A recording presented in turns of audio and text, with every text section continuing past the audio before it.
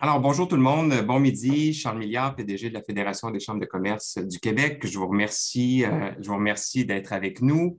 Nous sommes en direct, évidemment, sur Zoom, comme on l'est depuis 2 ans, mais on est aussi sur Facebook Live aujourd'hui, ce midi, parce que, à situation exceptionnelle, événement exceptionnel, alors évidemment, la question aujourd'hui du conflit entre la Russie et l'Ukraine occupera les discussions dans les 60 prochaines minutes. On a plusieurs personnes de toutes les régions du Québec, de tous les secteurs d'activité qui sont avec nous. Alors vraiment, je vous remercie de nous avoir choisis ce midi.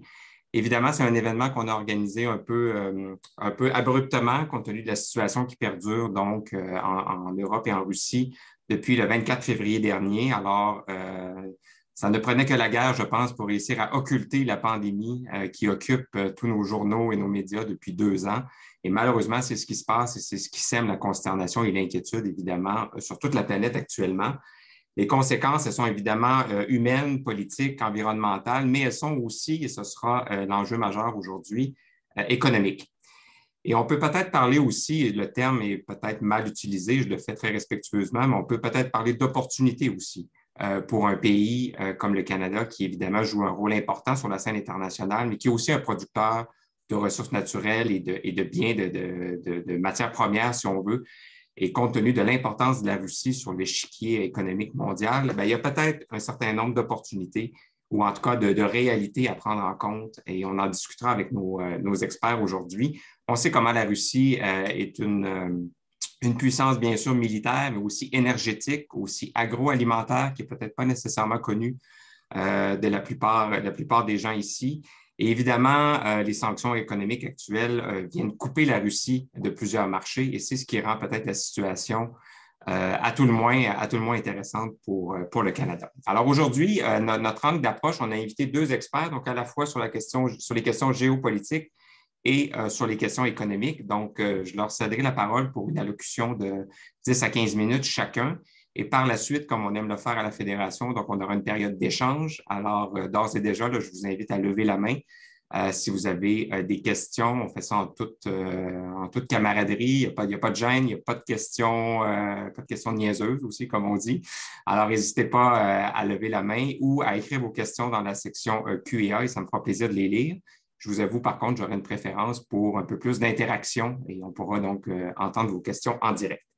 Alors, on aura M. Yann Simon qui nous rejoint de Québec, qui sera avec nous dans quelques minutes, mais auparavant, donc de Montréal, on a M. Frédéric Meyran qui est avec nous. Alors, vous avez peut-être vu Frédéric dans plusieurs médias dans les dernières semaines pour des raisons évidentes. Mais Frédéric est directeur scientifique du Cérium et professeur de sciences politiques à l'Université de Montréal. Il est aussi membre du Collège des nouveaux chercheurs de la Société royale du Canada, fréquemment professeur invité aussi à McGill, à l'Université de Toronto, à Sciences Po Paris et à la Libre Université internationale des études sociales. Donc, Frédéric est donc un spécialiste de la sociologie des relations internationales, de la sécurité mondiale et de l'économie politique européenne. Alors, un invité tout désigné pour nous ce midi. Je lui cède la parole et encore une fois, merci d'être avec nous. Frédéric. Merci beaucoup, Charles. C'est un plaisir d'être avec vous. C'est un plaisir de répondre à l'invitation de la Fédération des chambres de commerce du Québec. Je pense qu'on vit un moment qui n'est pas seulement un moment de curiosité intellectuelle ou même de commisération avec le malheur que vit une population sur un point chaud de la planète, mais c'est un moment qui va façonner non seulement les relations internationales, mais l'économie internationale pour les années à venir. Donc, je suis très content de voir que la FCCQ et ses membres s'y intéressent. C'est aussi un plaisir de retrouver Yann sur cette plateforme. Alors, je vais y aller très, très directement. Vous m'avez suggéré 3 questions et je vais essayer de répondre à ces 3 questions en 3 minutes et quelques secondes chacune, bien qu'elles soient évidemment de grandes questions. Alors, la première question que vous m'avez posée, c'est quelle était la nature des relations entre la Russie et l'Ukraine avant cette guerre? Dans quelques instants, je vais vous montrer une carte. Je peux le faire tout de suite d'ailleurs, de manière à illustrer de manière un peu plus claire la partie du monde dont on parle. Mais je pense que le meilleur moyen d'incarner ces relations entre la Russie et l'Ukraine, c'est de dire un mot d'abord du président ukrainien Volodymyr Zelensky. Alors, vous le savez probablement, il était acteur, comédien, une série télévisée notamment qui s'appelait Le serviteur du peuple, avant de devenir président de l'Ukraine. Et cette émission était extrêmement populaire en Russie. Pourquoi? Parce qu'elle était en russe. Et en fait, Volodymyr Zelensky, bien qu'il soit le président de l'Ukraine, est russophone, beaucoup plus à l'aise avec la langue russe qu'avec la langue ukrainienne qu'il a appris tardivement. Par ailleurs, Zelensky, peut-être le savez-vous, est de confession juive. Une identité complexe. Ce n'est pas un conflit qui se résume à un nationalisme ethnique contre un autre. L'Ukraine est une région qui, depuis de nombreux siècles, est un carrefour de cultures, dont l'identité s'est constituée de manière très complexe, toujours conflictuelle et en lien toujours étroit avec le pays voisin, la Russie. Pourquoi? Parce que pour beaucoup de Russes, y compris le président Poutine, qui en parle en ces termes, l'Ukraine, c'est la petite Russie, c'est-à-dire autour de Kiev, les origines historiques de ce qu'est la Russie d'aujourd'hui, bien qu'il y ait eu aussi d'autres origines, notamment la Moscovie autour de Moscou. Là, on parle vraiment d'une époque très, très ancienne, un lien religieux important aussi à travers, évidemment, l'Église orthodoxe. Des langues qui sont assez proches, l'ukrainien et le russe, une identité slave à certains égards. Donc, il y a un lien très fort entre la Russie et l'Ukraine. En même temps, il y a toujours eu des difficultés. Ça a toujours été compliqué parce qu'une grande partie de ce que vous voyez aujourd'hui de la carte de l'Ukraine, que je vais partager maintenant, n'était pas et n'a jamais été ou rarement été sous le contrôle de la Russie ou dans des zones qui se sentaient proches de la Russie. Au cours des siècles, des parties importantes du territoire de l'Ukraine d'aujourd'hui ont appartenu à la Lituanie, à la Pologne, à l'Autriche-Hongrie, à l'Empire ottoman. Donc, il y a eu beaucoup de, comme je disais, un carrefour, il y a eu beaucoup d'échanges et de tensions entre ces différents empires qui se sont partagés l'Ukraine, avec aussi des mouvements qui sont vraiment locaux, par exemple les Cosaques, qui étaient des groupes de combattants avec une certaine identité ethnique, qui sont un petit peu la base, si vous voulez, du récit ukrainien aujourd'hui. Mais tout ceci fait en sorte que l'Ukraine est, dans les termes d'un collègue qui s'appelle Timothy Snyder de l'Université Yale, a toujours été des terres de feu. Donc, Snyder appelle ça les terres de feu parce que c'est un lieu où il y a eu toujours énormément de guerres, énormément de conflits et beaucoup de projets impériaux alternatifs qui se sont disputés ce territoire. Aujourd'hui, je vais vous donner quelques dates très rapidement pour en arriver à 2022. Évidemment, l'Ukraine est un vrai État-nation et l'est peut-être davantage qu'il ne l'a jamais été dans l'histoire. Donc, avant les années 90, l'Ukraine avait été indépendante comme pays seulement pendant une très courte période après la Première Guerre mondiale, en 1917-1920. Mais c'est vraiment après 1991 que l'Ukraine est devenue indépendante, quand l'Union soviétique s'est dissolue. Or, elle est devenue indépendante, bien que déjà à l'époque très partagée entre un tropisme vers la Russie, qui demeurait le pays le plus proche, très intégré sur le plan économique, et aussi un intérêt pour l'Ouest, où beaucoup, par exemple, notamment à l'ouest du pays, d'habitants se sentaient plus à l'aise, on va dire.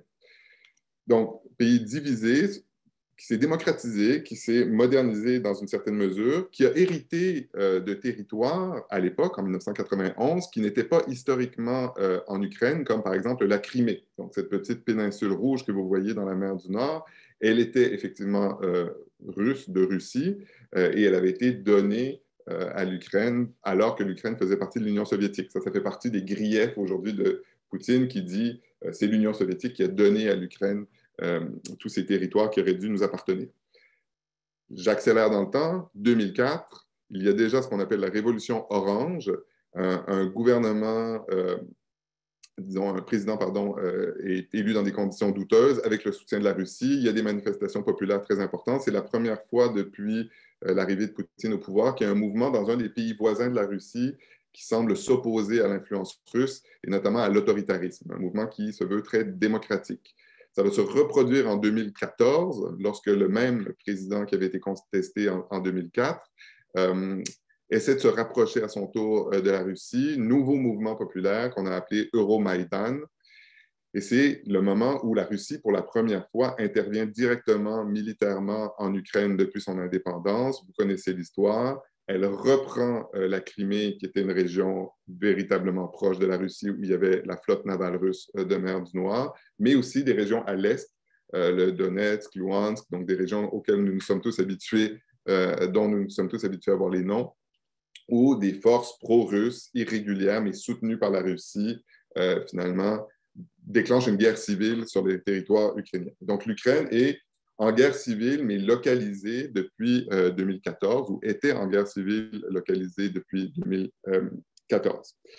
Ça, c'est pour les relations entre la Russie et l'Ukraine. Comme vous voyez, c'est très compliqué, mais ce qu'on a observé avec le temps, c'est un accroissement notable du sentiment d'identité nationale en Ukraine, y compris chez les russophones comme Volodymyr Zelensky. Ça, c'est la réponse la plus courte que je puisse donner à votre première question.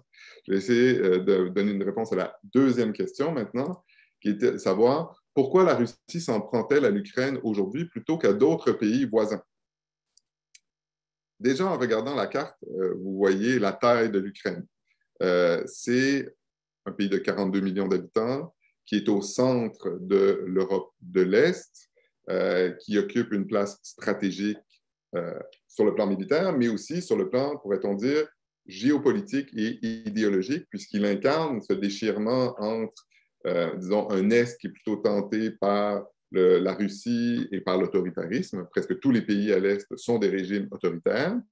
Et un Ouest qui est plutôt tenté par l'Europe, par l'Occident, par la démocratie et par l'économie de marché. Donc l'Ukraine, encore une fois, terre de feu, mais également zone de conflit et de partage idéologique très fort. Donc ça, c'est une des raisons, évidemment, qui explique l'intérêt particulier que porte Poutine à l'Ukraine.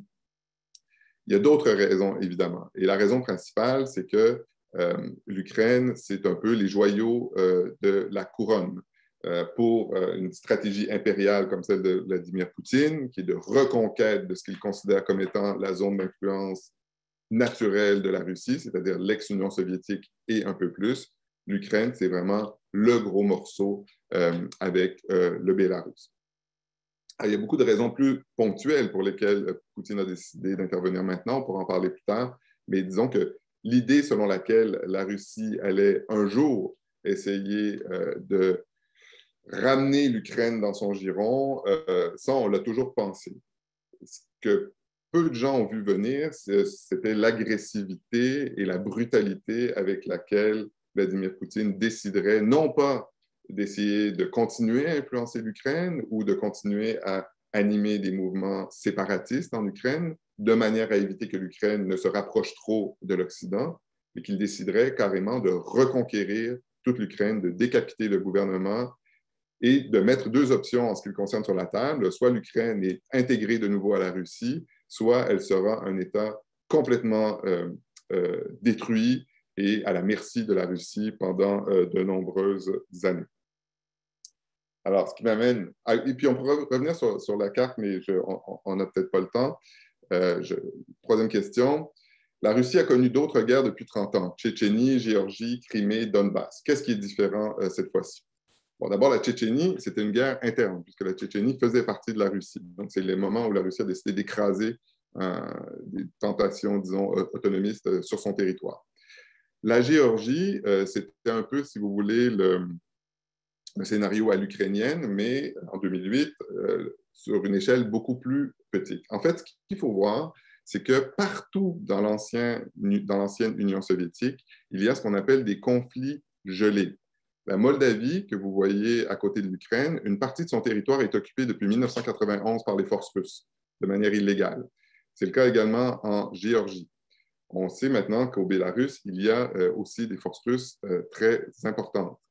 Regardez le petit point rouge entre la Lituanie et la Pologne. Ça, c'est Kaliningrad. C'est encore une partie du territoire russe qui est en plein milieu de l'Union européenne et de l'OTAN et où on trouve des bases militaires et navales russes extrêmement importantes.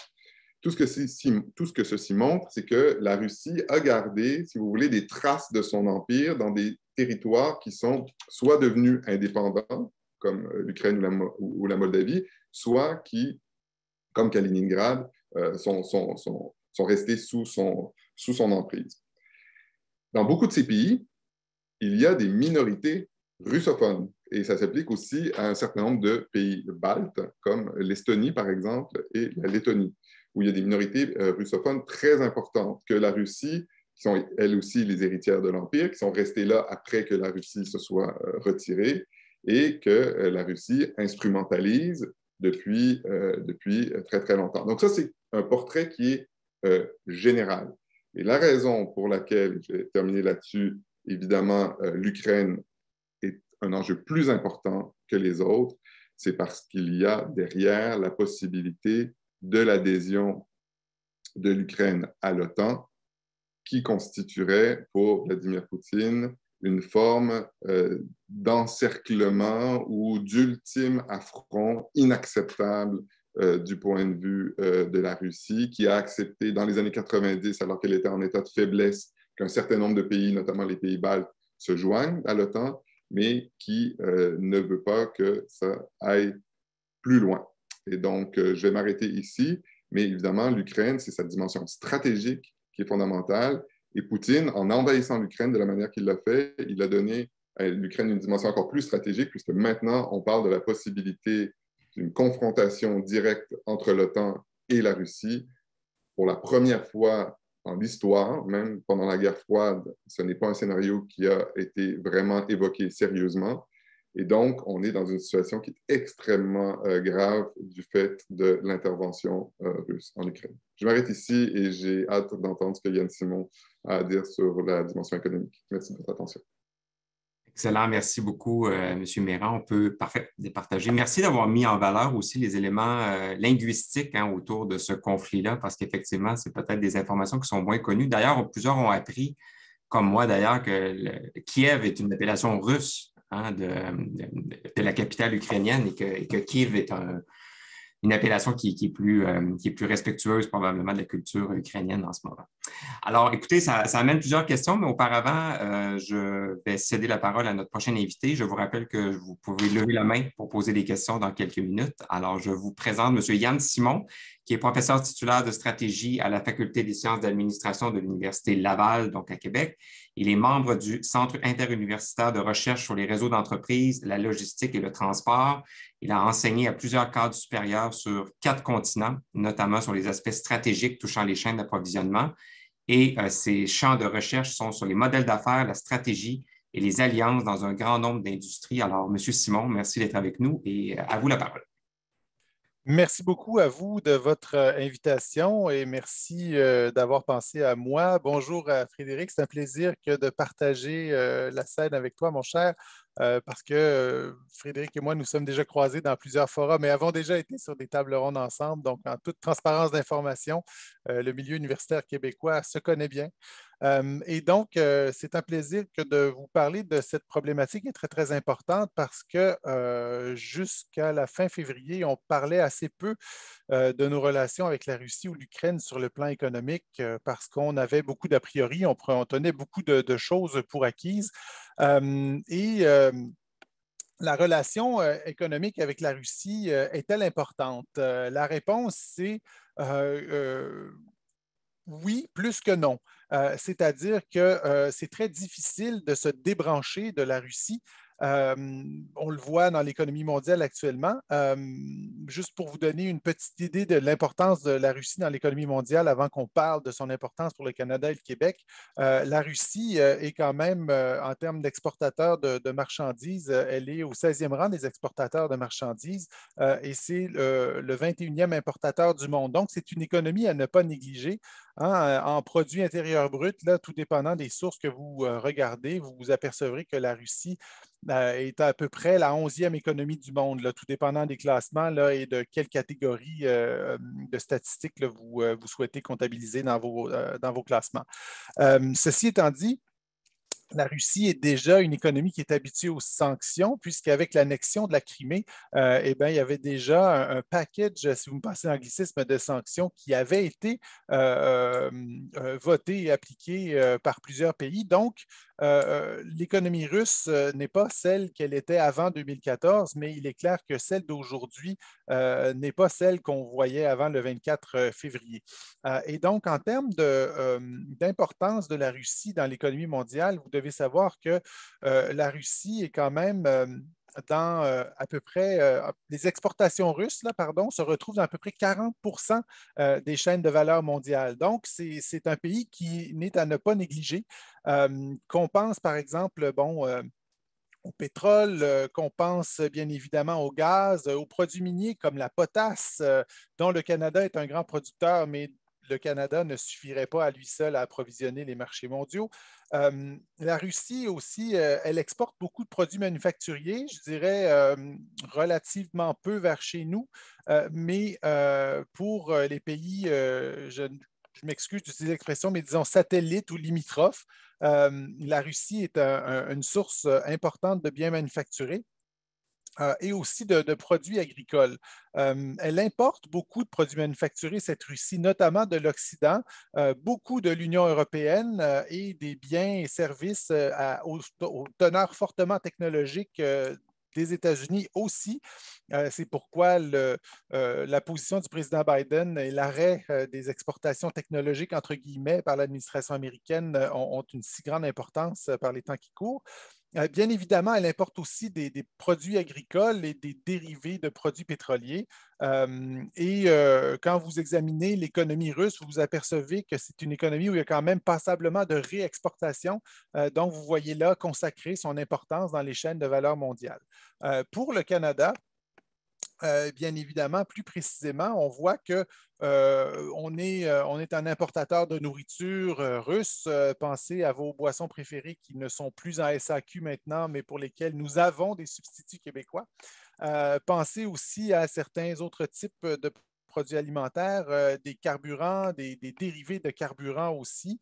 Le Canada exporte notamment des équipements de transport vers la Russie a souvent des composantes russes ou ukrainiennes là, dans les deuxième et troisième niveau là, de fournisseurs, si on veut. Donc, lorsqu'on n'a pas de relation directe dans certains échanges avec la Russie pour certains produits, il reste que dans les produits qu'on achète, il y a souvent, pardon, des composantes russes ou ukrainienne.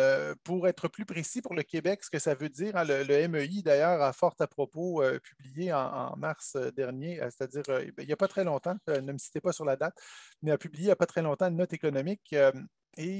Par exemple, les produits que le Québec exportait le plus vers la Russie, c'était bien évidemment des simulateurs de vol, tout ce qui touchait les systèmes de turboréacteurs.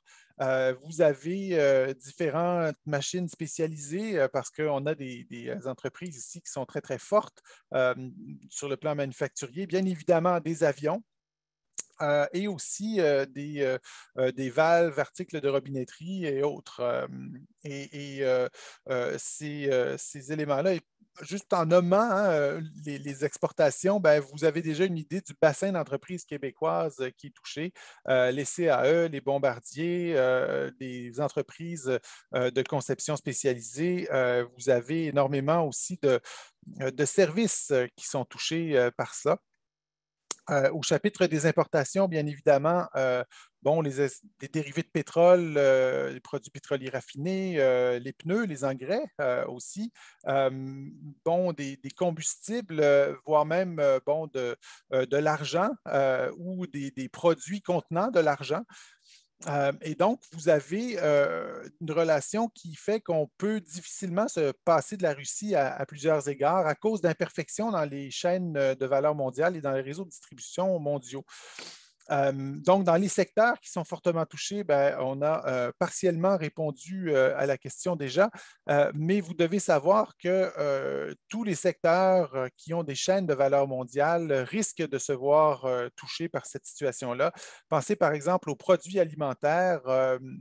notamment dans les produits alimentaires, surtout dans les produits qui sont de type meilleure valeur et qui sont importés d'Europe, ben, vous pouvez retrouver des produits de blé qui viennent de cette région-là. Vous pouvez retrouver des produits, des intrants non transformés qui deviennent une partie du produit transformé qui nous est livré, par exemple. Donc, la question des secteurs économiques qui sont touchés, comment ils le sont, c'est une question qui est éminemment complexe.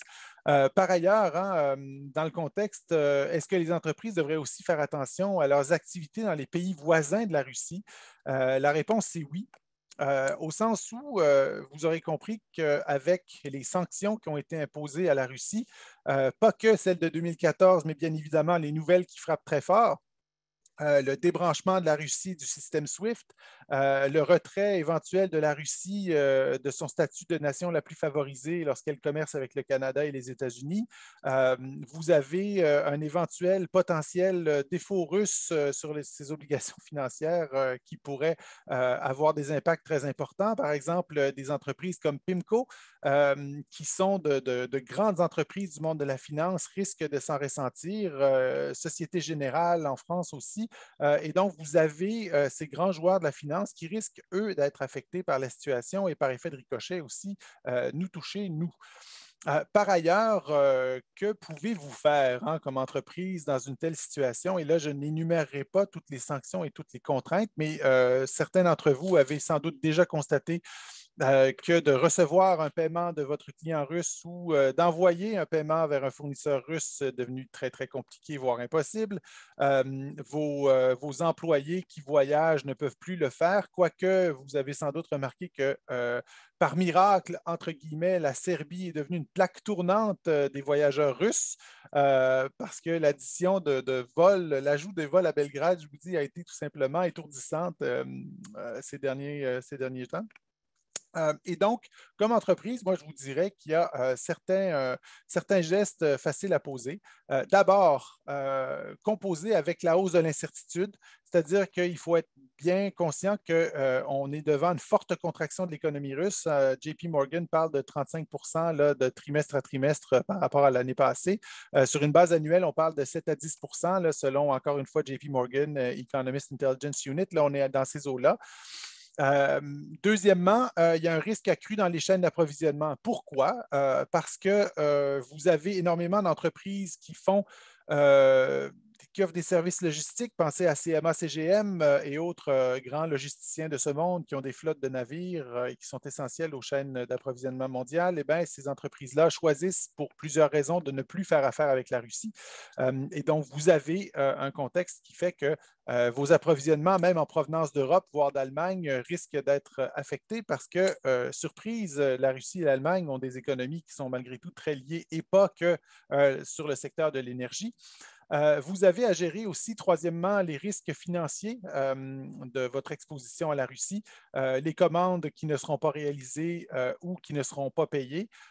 Et d'autant plus qu'en ce moment, je vous invite fortement à lire vos polices d'assurance, incluant assurance fonds de roulement et autres, parce que vous avez diverses exclusions dans ces polices-là, touchant certains types de guerres, disons, qui, qui pourraient se produire ou certains types de catastrophes qui ne sont pas toujours couvertes. Par ailleurs, il faut savoir aussi que ceci nous touche un peu tous, ce conflit-là, parce que, bon, je vous dirais qu'on est beaucoup plus connecté, si vous me passez l'anglicisme, avec la Russie qu'on y pense. Vous devriez aussi faire très attention à vos actifs informatiques, vos actifs informationnels. Pourquoi? Parce qu'on l'a vu, par exemple, c'est déjà commencé ce type d'attaque-là. Il y a une grande aluminerie québécoise qui a été victime d'intrusion non autorisée par une tierce partie. Et c'est quelque chose qui risque de se reproduire, pas que pour les entreprises qui sont de grande envergure, mais pour les autres. Et aussi, du côté cyber, eh bien, ceux et celles d'entre vous qui utilisent encore les suites de logiciels, par exemple, de Kaspersky, qui est un grand fabricant d'antivirus, Bon, vous voyez qu'aujourd'hui, plusieurs autorités nationales, dont l'autorité française de cybersécurité, invitent maintenant les consommateurs et les entreprises à ne plus se servir de telles suites qui contiendraient des produits russes ou des hébergements russes. En termes de secteurs touchés aussi, vous voyez et je terminerai là-dessus, la situation actuelle nous montre qu'on est beaucoup plus près de la Russie et de l'Ukraine qu'on ne le pensait. Vous n'avez qu'à regarder d'abord Desjardins qui est exposé à la Russie. Oui, je sais que c'est à 0,004 mais il y a quand même une exposition dans le bas de laine des Québécois. La Caisse a aussi été très transparente sur sa position par rapport à la Russie. Et vous voyez beaucoup de joueurs qui décident de se retirer de la Russie, pas que Couche-Tard, mais les Airbus, Boeing, Toyota, Volkswagen, Uniqlo, qui est un détaillant qui est très populaire, et même les marques de luxe qui sont habituellement peuvent être, disons, actives sur des pays contestés, des zones contestées ou parfois dans des zones de quasi-conflit. Ces marques-là se retirent tranquillement. Pour vous donner le symbole de ce qui se passe en ce moment, l'importance de ce qui se passe en ce moment, bien, Coca-Cola a choisi, elle aussi, de prendre une pause dans ses activités russes. Et donc, Coca-Cola, symbole ultime de liberté pendant la guerre froide, s'envoie un message et un symbole qui sont très, très forts. Et donc, sur ça, je crois que j'ai dépassé mon temps. Donc, je m'arrête et je suis prêt à prendre les questions. Merci de votre attention. Merci, M. Simon. Il n'y a pas de souci. Là. On a tout le temps disponible. On a encore un bon 25 minutes pour entamer un échange avec vous deux. Alors, on a quelques questions écrites et quelques questions en direct. Je commencerai peut-être par une question personnelle, M. Mera. Si vous voulez remettre à l'écran la carte, je pense que c'est intéressant de reparler un peu de l'OTAN, justement. Alors, ma question, c'est en fait, pourquoi certains pays de l'Europe de l'Ouest ne sont pas membres de l'OTAN, alors qu'on peut penser que c'est une organisation qui inclut pratiquement tous les pays de l'Europe et bon, donc de l'Atlantique Nord. Et pourquoi la collaboration entre le Bélarus et la Russie est plus importante que peut l'être la collaboration entre l'Ukraine et la Russie? Très bien. Les deux questions sont liées. Merci beaucoup, Charles. Pourquoi certains pays ne sont pas membres de l'OTAN? Il y a deux catégories. Il y a les pays qui ne sont pas membres parce qu'ils ne souhaitent pas le devenir. C'est ce qu'on appelle les États neutres. La Suisse, l'Autriche, la Finlande, la Suède, l'Irlande sont des pays qui ont constitué leur politique étrangère en refusant historiquement de s'allier aux États-Unis ou dans une alliance militaire. Cela dit, certains de ces pays sont en train de sérieusement reconsidérer leur position. C'est le cas de la Suède et de la Finlande, qui ont toujours été neutres depuis 1945, mais qui aujourd'hui sont très intéressés à poser leur candidature à l'OTAN parce qu'évidemment, ils sont très proches de la Russie. Ensuite, il y a d'autres États, la Serbie, la Bosnie, la Macédoine, qui sont dans une catégorie où on ne sait pas encore quel est leur degré d'intérêt, mais ces États, même s'ils voulaient se joindre à l'OTAN, ne sont pas considérés comme prêts. La Serbie est proche de la Russie, donc il y a la question de savoir si c'est un cheval de Troie. La Bosnie est un pays qui connaît encore beaucoup de conflits internes, et donc ces pays-là ne sont pas considérés comme prêts à se joindre à l'OTAN. Ensuite, il y a des pays comme le Bélarus, ça m'amène à votre deuxième question, qui en fait sont alliés à la Russie. Loukachenko, le dictateur du Bélarus, donc le Bélarus est une dictature encore plus forte que la Russie, est toujours resté proche de la Russie. Aujourd'hui, il y a des dizaines de milliers de troupes russes au Bélarus. Et en fait, ce qu'on observe, c'est un projet à peine camouflé de reconstitution d'une partie de l'Union soviétique auquel se joindraient l'Ukraine et le Bélarus. C'est ce qui explique pourquoi, si on sort un peu de la carte, il n'y a pas seulement les Ukrainiens qui sont stressés. Il y a les Kazakhs qui sont stressés, il y a les Géorgiens qui sont stressés, il y a les Arméniens qui se disent est-ce que là, il y a derrière aussi un projet impérial de reconstruire ce qui était sinon l'Union soviétique ou la Russie du 19e siècle? Excellent, merci. Merci beaucoup. Monsieur Simon, on a une question écrite de Monsieur Stéphane Dufresne qui nous dit: vous avez traité beaucoup de ressources naturelles différentes qui sont touchées. Qu'en est-il de la question du bois d'œuvre au niveau de sa disponibilité, de la qualité et du prix, vu les changements de décision pour les imports-exports entre la Russie, l'Europe et l'Amérique du Nord? Alors, la question du bois d'œuvre, un sujet qu'on aime bien parler au Canada. Oui, tout à fait. Ben, écoutez, je ne prétends pas être un spécialiste de ce marché. Je sais que le CIFQ est excellent dans sa façon de vulgariser ces enjeux-là, mais on pourrait voir des impacts qui pourraient pousser éventuellement les prix à la hausse parce que vous aurez compris qu'évidemment, la Russie, bon, l'Europe s'approvisionne beaucoup vers l'Est pour ce type de ressources-là. Et évidemment, du côté du Canada, que ce soit du bois d'œuvre ou des produits finis ou semi-finis en bois, ben, on va perdre des marchés d'exportation, les marchés russes ou les marchés limitrophes, parce que vous vous rappellerez sans doute que le Canada a été officiellement désigné Unfriendly Country par la Russie. Et donc, il y aura des conséquences, bien évidemment, pour nous, au-delà des restrictions commerciales. Ceci étant dit, là où nous sommes chanceux dans notre malchance, si on peut le dire comme ça en bon québécois, c'est que le principal marché du bois d'œuvre québécois et canadien, ben, c'est bien évidemment les États-Unis. Et donc, dans ce sens-là, je vous dirais qu'on est on est relativement isolé des secousses de premier niveau, mais il reste que vous avez raison d'avoir certaines inquiétudes face à l'incertitude parce que comme ce marché-là est de plus en plus mondialisé, c'est clair qu'il va avoir des tendances à la hausse à cause des problèmes de chaîne d'approvisionnement qu'on voit et à cause des perturbations qu'on va voir aussi sur le marché européen.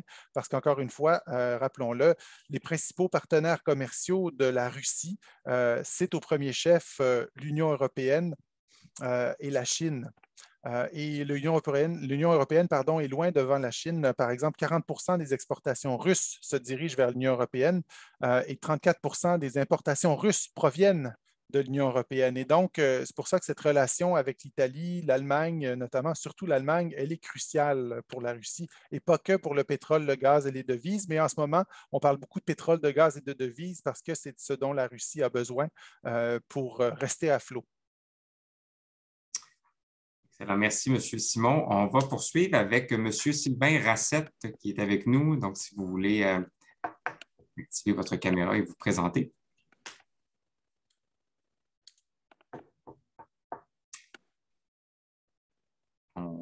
Oui, ça s'en vient. C'est bon? Oui.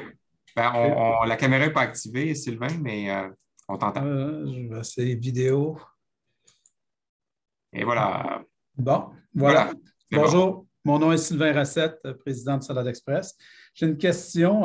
J'ai appris que nous, les Canadiens, on a joué un rôle quand même assez important en Ukraine pour les aider à devenir un peu indépendants des oligarques en Russie, principalement au niveau du blé, où est-ce qu'on les a aidés à monter des silos de blé plutôt que de devoir dépendre des oligarques qui leur disaient un peu comment vendre leur blé puis quand.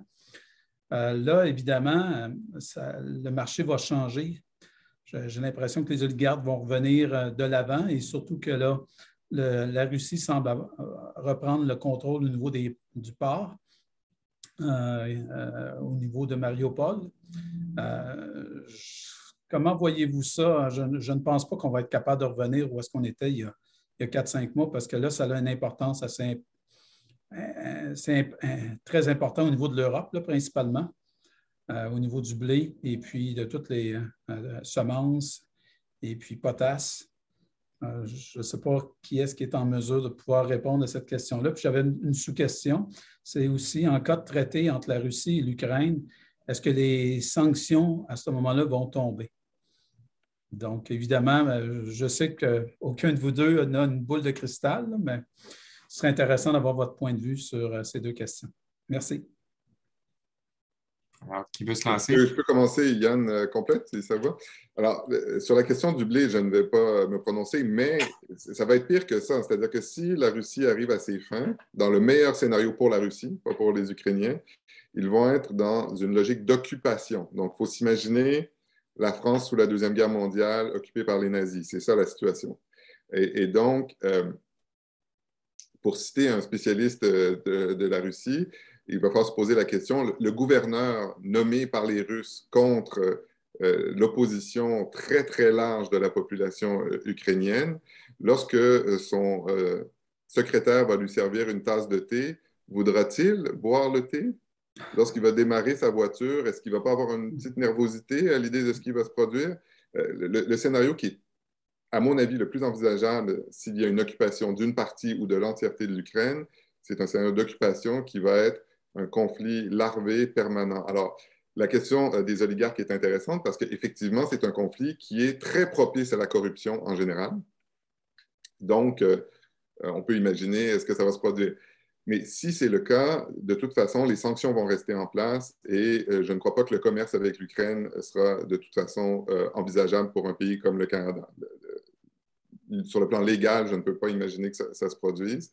Ce qui m'amène aux deuxième question, c'est la sanction. Les sanctions sont absolument fondamentales parce que c'est le seul levier dont dispose l'Occident. Donc, effectivement, si Zelensky, par exemple, parvenait à trouver un compromis ou un accord avec la Russie, nécessairement, ce compromis dépendrait de la levée de la plupart des sanctions occidentales. Mais ce n'est pas si facile que ça parce que des sanctions, c'est plus facile à adopter qu'à retirer en général. Mais je laisse la parole à Yann pour... Non, puis j'ajouterais que je me lance même pour vous prévoir une hausse du prix des commodités, hein. Puis bon, par ces temps-ci, on n'a pas besoin d'être un très grand devin pour faire ce type de prédiction-là. Pour les raisons que vous avez mentionnées, c'est-à-dire que d'abord, les récoltes vont être perturbées, bien évidemment, par le conflit qui se produit. Je vous dirais que on a des exemples de plusieurs régions du monde où les activités agricoles ont été très difficiles à redémarrer lorsqu'il y avait utilisation de bombes à sous-munitions, lorsqu'il y avait utilisation de divers types de matériel militaire. Justement, ça devient, il faut d'abord déminer, il faut d'abord s'assurer que le sol est exempt de tout contaminant et puis redémarrer l'agriculture. Donc déjà là, vous avez un premier feu jaune. L'autre chose sur les exportations, les voies de sortie du grain qu'on réussira à récolter, de la potasse qu'on réussira à vouloir exporter, eh bien, on s'aperçoit que, bon, avec le blocus des Dardanelles, ça ne passera pas par cette région-là du monde. On voit aussi que, comme il y a énormément de sanctions qui touchent la Russie en Occident, eh bien, on commence à s'apercevoir de regains d'activité dans les ports chinois qui ne sont pas très loin de ports russes ou de zones russes. Et donc, ça s'inscrit dans la dynamique du partenariat illimité, entre guillemets, discuté entre Poutine et Xi Jinping. Et donc, ce que ça veut dire concrètement, tout ça, ça veut dire plus de perturbations des chaînes d'approvisionnement. Ça veut dire aussi plus d'incertitudes, donc des prix à la hausse. Et prix à la hausse, chez nous au Canada, on est un pays de ressources. Je vous dirais qu'on est relativement chanceux parce qu'on va se plaindre de l'inflation. Mais on n'en subira pas les contre-coups aussi forts que le monde émergent. Je pense à l'Égypte notamment, qui dépend énormément du blé ukrainien et russe pour le pain qui garde les régimes égyptiens en poste. Habituellement, moi, je peux vous dire que le général Sissi, en ce moment, est très préoccupé par la situation du blé et des commodités. Mais vous avez cette peur-là sur les pays émergents. Cette peur-là aussi, en Europe, par exemple, bon, regardez prenez les biscuits de premier prix ou les produits alimentaires d'entrée de gamme. Il y a énormément de blé ou de ressources qui viennent de cette région-là du monde. Et avec la hausse des prix, eh ben, c'est tout un pan de consommateurs et de produits qui ne pourront être ou bien fabriqués ou bien livrés. Donc, évidemment, hausse de prix, problème d'approvisionnement pour les transformateurs. Et même des impacts pour certains joueurs ici qui sont justement dans le domaine du premier prix, là. Le domaine luxe ou le domaine moyenne gamme sera touché, mais un peu de façon différente. Merci. On va poursuivre. Il nous reste Merci. On poursuit une quinzaine de minutes encore avec Philippe Noël, qui est vice-président affaires publiques et économiques à la Fédération. Oui, merci, Charles. D'abord,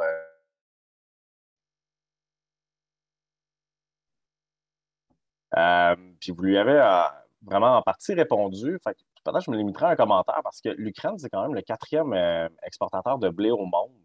Donc, la semaine dernière, il restait pour environ 6 millions de tonnes sur 24 millions de tonnes produites cette année en Ukraine. Mais la Russie, c'est aussi le premier exportateur de blé avec 35 millions de tonnes jusqu'ici cette année, dont 8 qui restaient à vendre.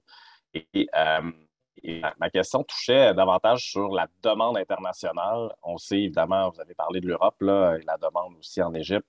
mais à quel point ça pourrait représenter une menace pour les approvisionnements en Amérique du Nord, pour les entreprises en agroalimentaire, les PME, restaurateurs, boulangers, etc.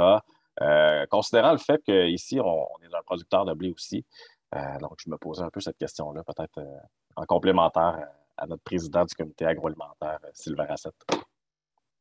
Ben, je peux la prendre au vol, celle-là, très rapidement. Vous mentionnez le blé qui est, oui, très important. Et oui, il y aura des impacts, mais ici, je vous dirais, en Amérique du Nord, ils seront mesurés, justement parce qu'on a, disons que le Canada a une situation intéressante du côté du blé, des commodités, de l'intégration de son économie avec les États-Unis. Mais il reste qu'il y a des contre-coups insoupçonnés qu'on va voir. Pensez à, par exemple, au tournesol, au cacao. Qui sont des exportations russes agricoles importantes. Le maïs, ici, je vous dirais que c'est moins pire parce qu'on n'a pas nécessairement de maïs russe, mais pour l'Europe, il y aura certaines répercussions et les Russes aussi s'en ressentiront parce que, bien évidemment, vous avez déjà une inflation galopante en Russie.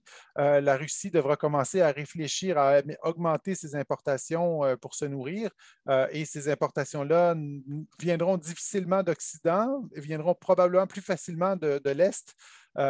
Et d'un soutien éventuellement chinois, mais à des conditions pas toujours avantageuses. Juste pour vous donner une idée, les agrumes que la Russie importait ne viendront plus des mêmes régions géographiques, de même que le fromage, le vin ou les types d'alcool fin dont les Russes étaient si friands. Je vous dirais répercussions limitées de notre côté, mais elles seront senties de façon plus aiguë à la fois en Russie, mais aussi dans le monde émergent, parce qu'en parlant du blé, le blé russe et ukrainien est crucial pour le monde émergent. Merci. On passe à Mathieu Lavigne aussi de l'équipe d'affaires publiques et économiques, des questions qu'on a reçues, entre autres, juste avant le webinaire. Mathieu. Bonjour, merci à vous de participer à ce webinaire. Et les questions ont été également abordées dans la section questions et réponses, donc je vais récupérer ça. En fait, c'est la question de la Chine. Vous l'avez abordé un peu tous les deux. Bon, la Chine sur deux aspects. Il y a une possibilité que la Chine puisse se substituer aux importateurs et aux exportateurs qui font affaire avec la Russie. J'aurais une question donc sur les deux aspects. D'abord, quel est l'intérêt politique ou stratégique de la Chine de se rapprocher encore plus de la Russie avec tout ce qu'on connaît comme sanctions qui sont appliquées à la Russie en ce moment? Donc, c'est quoi leur intérêt politique de faire ça? Ils ont déjà un assez gros marché par eux-mêmes. Puis, est-ce que commercialement, ils peuvent? C'est-à-dire, est-ce qu'ils ont des produits de substitution qu'ils peuvent exporter en Russie et des produits russes qu'eux peuvent importer dont ils ont besoin? C'est quoi à la fois ce qui est possible, mais aussi, c'est quoi leur intérêt là-dedans à la Chine? Je peux peut-être commencer et puis Yann se complétera. La Chine n'a pas véritablement d'intérêt économique à ce que la Russie poursuive son aventurisme en Ukraine, mais elle a un intérêt stratégique. Et la question, c'est de savoir comment Xi Jinping va mettre dans la balance ces deux intérêts. L'intérêt stratégique, c'est évidemment d'affaiblir les États-Unis, de préoccuper les Occidentaux exclusivement par la question ukrainienne, ce qui permet à la Chine finalement d'observer ses deux principaux rivaux, parce qu'elle n'est pas une alliée de la Russie, mais d'observer ses deux principaux rivaux s'affaiblir mutuellement. Après, en termes, je vais laisser Yann peut-être davantage développer là-dessus, mais l'intérêt économique de la Chine, c'est évidemment l'approvisionnement en hydrocarbures, une grosse demande d'hydrocarbures pour la Chine, or la Russie en produit. Et en termes d'exportation, là, la Russie va être soumise à un régime de sanctions extrêmement sévère pendant, à mon avis, très longtemps, y compris sur tout ce qui est composants électroniques, microprocesseurs, ce genre de choses-là. Et donc, oui, il y a un marché à développer et une dépendance, j'ai envie de dire, aussi à développer, parce que la Russie, dans cette relation, va être le partenaire junior, pas senior. Vous êtes sur mute, M. Sanders. Désolé, je renchérirais sur ce que vient de dire Frédéric en disant que la Chine est beaucoup plus importante pour la Russie que la Russie ne l'est pour la Chine, parce que la Chine est quand même, disons, c'est encore la place manufacturière du monde, malgré qu'elle soit moins compétitive avec certains autres marchés émergents sur le plan des coûts maintenant.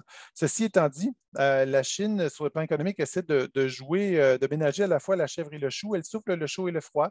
C'est-à-dire que d'un côté, vous avez certains diplomates de haut rang qui à demi-mot, supportent la Russie sans la condamner ou ne la supportent pas en disant que peut-être un jour ils condamneront si la situation changeait. Pékin ne sait pas si elle va se positionner comme médiatrice ou comme grenier de la Russie. Donc, elle essaie de jouer un peu sur tous les tableaux. À titre d'exemple, la fameuse banque d'infrastructure chinoise dont les Chinois rêvent qu'elle concurrence un jour la Banque mondiale, eh bien, cette banque-là a annoncé la suspension de ces projets, justement, et de cette collaboration avec la Russie et le Bélarus. Donc, ça vient vous dire qu'à la fois, on collabore, mais aussi on est un peu inquiet de voir jusqu'où tout cela ira. Parce que oui, les États-Unis sont un maillon important de la réflexion pour la Chine, parce que vous aurez bien évidemment compris que si la Chine se coupe de l'Occident, elle se coupe d'un marché important pour ce qu'elle produit, et donc elle aussi se retrouverait en situation inconfortable. Mais l'Occident, par ailleurs, aussi, puisque l'Occident, il y a cette codépendance entre la Chine et l'espace occidental. Donc, je vous dirais qu'un peu tout le monde est incertain, et c'est un peu le jeu ici, un jeu de poker où personne n'a même la petite idée des cartes que l'autre aurait, et donc attend le prochain coup avant de faire un geste. Du côté de la Chine, ben, la Chine, elle se place en tout cas déjà dans les chaînes d'approvisionnement et de transport comme étant une puissance qui va bénéficier, mais elle est quand même inquiète de l'autre côté de l'impact de la guerre sur ses routes de la soie. Merci. Il nous reste du temps pour encore 2 ou 3 questions. Je vous avoue que j'en ai reçu plusieurs. Là. Je pense que j'y arriverai pas complètement. Donc, c'est signe de l'intérêt de nos participants. Je voudrais qu'on parle de défense nationale, mais auparavant, j'ai Mme Francine Fortin. Alors, je vous céderai la parole, Mme Fortin. Bonjour, je m'excuse. Vous avez déjà répondu à mes questions, fait que je voulais vous dire bonjour. Merci. Très bien, pas de problème, merci. Je vais revenir alors sur la question de la défense nationale. Donc, on sait que les membres de l'OTAN doivent s'engager à dépenser ou en tout cas investir plutôt 2 de leur PIB dans les infrastructures de défense. On sait que le Canada a passé go, je pense, pratiquement depuis une trentaine d'années sur cette exigence-là. Est-ce que le moment est venu de remettre cette question-là à l'avant-plan? Et est-ce que sur la question du Grand Nord aussi, est-ce qu'il n'y a pas des dangers sur la sécurité nationale pour le Canada, peut-être à moyen ou à long terme, suite à ce conflit? Peut-être M. Méran? Oui. Je vais m'avancer. Tout à l'heure, vous avez parlé de boule de cristal. Je vais quand même faire une prédiction. Le Canada, comme tous les autres pays, va augmenter de manière très substantielle ses dépenses militaires au cours des prochaines années. L'Allemagne, qui est avec le Canada historiquement le mauvais élève de l'OTAN, c'est-à-dire le pays qui dépense très peu par rapport à son PIB pour la défense, autour de 1,3 % à peu près, a annoncé sous un gouvernement de gauche écologiste qu'il allait dépasser les 2 % très rapidement. Et ça, c'est un scénario qu'on va voir dans tous les pays. La Suède, gouvernée par la gauche également, écologiste, va également augmenter substantiellement ses dépenses militaires, même si elle ne fait pas partie de l'OTAN. C'est ce qu'on va voir absolument partout. Et au Canada, évidemment, ça implique la question de l'Arctique, qui était, disons, plutôt le cheval de bataille des conservateurs lorsqu'ils étaient au pouvoir, mais qui nous rappelle que la Russie est notre voisin. Et donc, même s'il ne faut pas, ou il est peu probable que la Russie fasse des incursions au-delà de ce qu'elle fait déjà, hein, par ailleurs, dans l'espace arctique, puisqu'il y a déjà quand même un petit peu d'action dans le Nord. Il ne faut pas s'attendre à ce qu'elle attaque le Canada. Là, je ne veux pas être alarmiste, mais c'est clair que la souveraineté nationale, autant sur le plan économique que militaire, va être plus importante dans les prochaines années qu'elle ne l'a été dans les 30 dernières. Je me permettrais d'ajouter là-dessus que sur le plan des approvisionnements militaires notamment et des marchés militaires, le Canada est très, très bien placé. vous remarquerez que déjà le Canada a accepté d'exporter certains modules électro-optiques vers l'Ukraine, modules électro-optiques qu'on s'empêchait d'exporter vers la Russie à cause du conflit Azerbaïdjan-Arménie il n'y a pas très longtemps. Et donc, vous allez voir que cette dynamique-là, elle risque d'être de plus en plus importante. Sur le plan des industries, de l'approvisionnement militaire, le Canada doit être meilleur. C'est-à-dire que l'intégration entre le politique et l'industrie n'est pas assez optimale au Canada. On voit par exemple sur les chantiers navals que plusieurs sont prêts à livrer des navires, mais que des processus bureaucratiques empêchent de le faire d'un autre côté.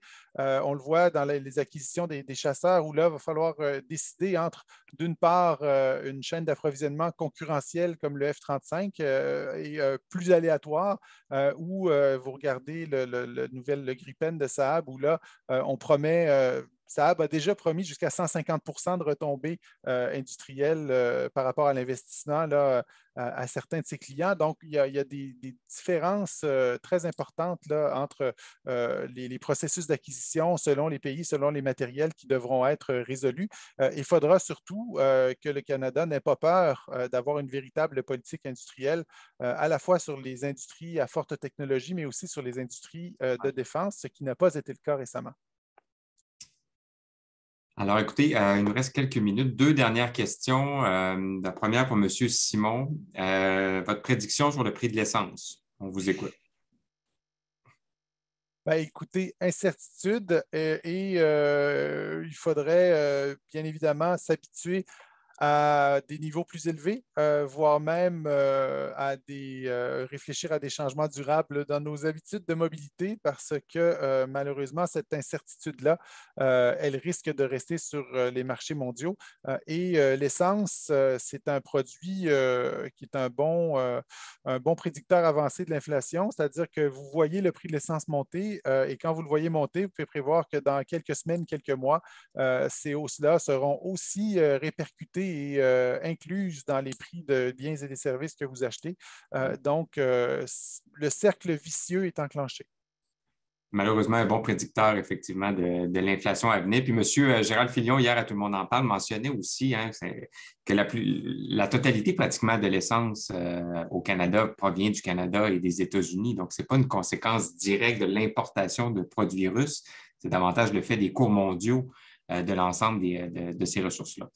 Monsieur Méran, on nous a posé une question dans le chat. Comment M. Poutine peut mettre fin à ce conflit sans perdre la face? Difficilement. Il s'est vraiment peinturé dans un coin, Vladimir Poutine, parce que, je rappelle, l'objectif qu'il a mis de l'avant, c'est de décapiter le gouvernement et démilitariser l'Ukraine. C'est un objectif très ambitieux qu'il ne peut atteindre qu'avec la conquête, essentiellement, de ce large territoire. Après, là où il y a une lueur d'espoir et qui pourrait sauver la face de Vladimir Poutine, c'est que Volodymyr Zelensky, qui va s'exprimer devant le Parlement canadien demain, commence à ouvrir la porte à la possibilité que l'Ukraine ne soit pas aussi ouvertement candidate à l'OTAN. Si c'est l'Ukraine elle-même qui disait « nous ne sommes plus véritablement candidats à l'OTAN » et ce n'était pas imposé par l'extérieur, ce que demandait Poutine, voulait que ce soit les Occidentaux qui disent à l'Ukraine « non, non, vous n'avez pas le droit d'être dans l'OTAN », ça peut ouvrir une porte de sortie, à mon avis, à la Russie pour dire finalement, on a atteint notre objectif principal, qui est que l'Ukraine ne se joigne pas à l'OTAN. Mais je ne parierai pas ma retraite là-dessus. Je crois que la prédiction de Yann Simon sur l'augmentation des prix du pétrole est plus sûre. Un commentaire là-dessus, M. Simon, ou ça va? Non, bien écoutez, ce que Frédéric Méran nous dit, en fait, c'est qu'il faut bien, lorsqu'on est entrepreneur, réfléchir à notre modèle d'affaires, justement, et sécuriser les aspects cruciaux de notre modèle d'affaires, c'est-à-dire penser justement aux conséquences de ce que Frédéric Méran vient de dire sur les fournisseurs, sur la disponibilité aussi des capitaux pour continuer à faire affaire dans cette région du monde-là, et surtout surtout trouver une voie de sortie pour nos entreprises qui dépendent de la Russie. Elles sont peu nombreuses et nous ne sommes pas si liés que ça à l'économie russe, mais elles doivent tout de même y réfléchir parce que la question de l'acceptabilité sociale de faire affaire dans le pays de Vladimir Poutine, je vous dirais que cette acceptabilité sociale-là, elle rétrécit à vue d'œil à mesure qu'on avance. Donc, ce serait mon complément à l'intervention de Frédéric. Eh bien, alors écoutez, il est 13 heures, alors je veux vraiment, au nom de la Fédération, vous remercier, Frédéric Mérand, Yann Simon, pour votre participation ce midi. Je pense qu'on a eu un échange très diversifié sur la question. Encore une fois, merci à tous d'avoir été avec nous. Et écoutez, messieurs, probablement qu'on devra vous réinviter pour peut-être faire un suivi de ce conflit-là qui ne semble pas sur le point de se régler. Alors, encore une fois, je vous remercie beaucoup à tous et je vous souhaite une belle semaine. Merci. Au revoir. Merci, au revoir. Merci, au revoir.